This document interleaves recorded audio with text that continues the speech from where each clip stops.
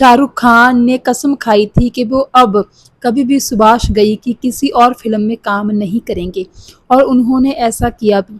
परदेस के बाद शाहरुख ने सुभाष घई की किसी और फिल्म में काम किया ही नहीं।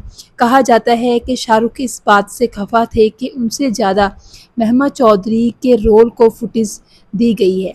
शाहरुख को लगा कि घई ने उन्हें सपोर्टिंग एक्टर बना दिया है। वैसे शाहरुख इस रोल के लिए सुभाष घई की पहली पसंद थे भी नहीं। ये रोल पहले वो आमिर खान के पास लेके गए थे, लेकिन आमिर खान के पास उस वक्त डेट्स नहीं थी, तो उन्होंने सुभाष घई को मना कर दिया था। आमिर के बाद सुभाष घई सलमान खान के पास भी गए थे, लेकिन सलमान ने भी किन्हीं वजहों के चलते इस फिल्म में काम नहीं किया था। फाइनली सुभाष घई शाहरुख के पास गए और शाहरुख ने ये फिल्म स्वीकार कर ली। IMDb पर तो ये भी दावा किया गया है, ये पता नहीं है सच है या झूठ है, कि एक वक्त पर सुभाष घई शाहरुख से इतनी नफरत करते थे कि वो शाहरुख को कुत्ता बोलते थे। IMDb पर इसकी वजह बताई गई है कि 1991 में किसी फिल्मी पार्टी में शाहरुख खान घई के जब पहली मुलाकात हुई थी, तब शाहरुख के एटीट्यूड से घई बहुत ज़्यादा चिढ़ गए थे। उस वक्त घई ने ये भी कुछ लोगों से कहा था कि अगर ये लड़का मशहूर हो गया तो ये किसी को कुछ नहीं समझेगा, इसका एटीट्यूड तो बहुत ज़्यादा ख़राब है। लेकिन शाहरुख के प्रति घई का नज़रिया कुछ ही सालों में बदल गया। फिल्म कभी हाँ कभी ना की पार्टी में घई एक बार फिर से शाहरुख से मिले। उस वक्त तक शाहरुख की शादी हो चुकी थी। उस दिन पार्टी में शाहरुख के सास ससुर भी मौजूद थे। शाहरुख जिस तरह से उनका ध्यान रख रहे थे, वो शाहरुख खान को बहुत अच्छा लगा। फिर उनसे भी शाहरुख ने बहुत शालीनता से बात की। शाहरुख की उस शालीनता से घई इतने प्रभावित हुए कि उन्होंने शाहरुख को अपनी फिल्म त्रिमूर्ति में कास्ट कर लिया। त्रिमूर्ति के डायरेक्टर मुकुल आनंद थे, सुभाष घई त्रिमूर्ति के प्रोड्यूसर थे। जब परदेस फिल्म को रिलीज़ हुए अब पूरे 29 साल हो गए हैं। 1997 को आज ही के दिन यानी कि 8 अगस्त को ये फ़िल्म रिलीज़ हुई थी और ये फ़िल्म बहुत लोगों ने उस वक्त देखी थी। लगभग 10 करोड़ रुपए के बजट में बनी परदेस ने वर्ल्ड वाइड 40 करोड़ रुपए का कलेक्शन किया था और कमाई के मामले में ये 1997 की चौथी सबसे बड़ी फिल्म रही थी। उस साल पहले नंबर पर थी बॉर्डर, दूसरे नंबर पर दिल तो पागल है फिल्म थी और तीसरे नंबर पर रही थी फिल्म इश्क। परदेस के बाद यानी 5वीं पोजीशन पर उस साल जिद्दी फिल्म रही थी। फिल्म का डायरेक्शन सुभाष घई ने किया था और ये फिल्म उन्होंने अपने बैनर मुक्ता आर्ट्स के अंडर में बनाई थी। फिल्म का गीत संगीत बहुत हिट रहा था। सभी गीत लिखे थे आनंद बख्शी जी ने और संगीत कंपोज किया था नदीम श्रवण की जोड़ी ने। सुभाष घई जब परदेस फिल्म की कहानी लिख रहे थे, तब उन्होंने सोचा था कि इसका नाम गंगा रखा जाएगा और मुख्य किरदार में माधुरी दीक्षित को लिया जाएगा। लेकिन खलनायक फिल्म के दौरान माधुरी दीक्षित से उनका विवाद हो गया। सुभाष घई तो उस विवाद को भुला चुके थे, लेकिन माधुरी दीक्षित उस विवाद को नहीं भूल सकी थी। इसलिए जब सुभाष घई ने उन्हें ये फिल्म ऑफर की तो उन्होंने इसमें काम करने से मना कर दिया। माधुरी के इनकार करने के बाद सुभाष घई ने जूही चावला को अप्रोच किया। जूही ने इस फिल्म में काम करने की दिलचस्पी दिखाई, लेकिन फिर अचानक कुछ ऐसा हुआ कि सुभाष घई ने इस फिल्म का नाम गंगा से बदलकर परदेस रख दिया और एक नई लड़की महमा चौधरी को हीरोइन के रोल में साइन कर लिया। कहा जाता है कि सुभाष घई को महमा में माधुरी दीक्षित की झलक दिखाई देती थी। महमा उन दिनों मॉडलिंग किया करती थी।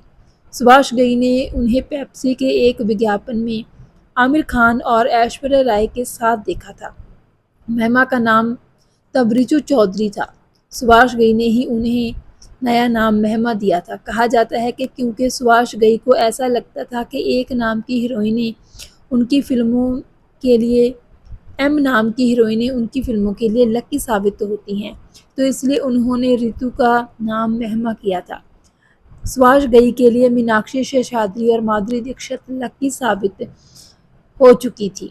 सुभाष घई ने परदेस के म्यूज़िक के लिए पहले संगीतकार AR रहमान से बात की थी, लेकिन सुभाष घई चाहते थे कि रहमान परदेस का म्यूज़िक बहुत जल्दी में तैयार कर दें और जो समय सुभाष घई ने रहमान को दिया था, उतने समय में रहमान ने संगीत तैयार करने से मना कर दिया था।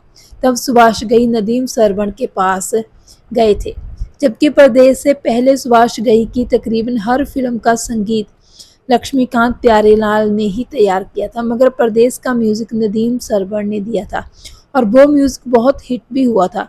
नदीम श्रवण के संगीत से सुभाष घई इतने खुश हुए थे कि उन्होंने इन दोनों संगीतकारों को एक कार भी गिफ्ट की थी। परदेश फिल्म की कहानी भी बहुत अच्छी है और हर कहानी का जो किरदार है इस फिल्म का वो भी बहुत ही अच्छा है। गंगा के रोल में महिमा चौधरी इस फिल्म में बहुत खूबसूरत दिखाई दी थी। भारतीय संस्कारों से ओत-पोत बहुत ही अच्छी तरह से महिमा चौधरी के किरदार को डेवलप किया गया था और गंगा के किरदार में वो बहुत ही ज़्यादा एक हिंदुस्तानी लड़की का एक अच्छा किरदार था जो हर हिंदुस्तानी लड़की से रिलेट करता था।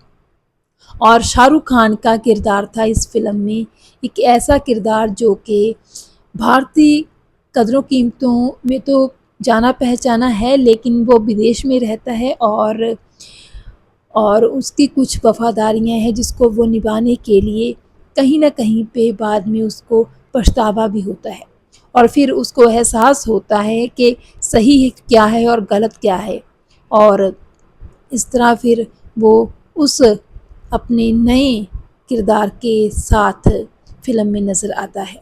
तो इस तरह शाहरुख के रोल को भी बहुत ज़्यादा पसंद किया गया था। हालांकि शाहरुख खान का ये कहना कि महिमा चौधरी के रोल को ज़्यादा फुटेज दी गई है और उनके रोल की कम अहमियत है, ये बात कहीं ना कहीं अगर शाहरुख खान ने की है तो इसमें थोड़ी सी बात ये हो सकती है क्योंकि कहानी जो है वो एक लड़की के ज़िंदगी पर आधारित सी लगती है, क्योंकि शाहरुख खान आते हैं फिल्म में और एक सपोर्टिंग आर्टिस्ट की तरह वो मदद करते हैं, लेकिन अगर ध्यान से देखा जाए तो फिल्म के हीरो भी शाहरुख ही हैं, क्योंकि बाद में महिमा चौधरी और शाहरुख खान की ही जोड़ी बनती है और फिल्म में मेन लीड रोल उनका ही कहा जा सकता है।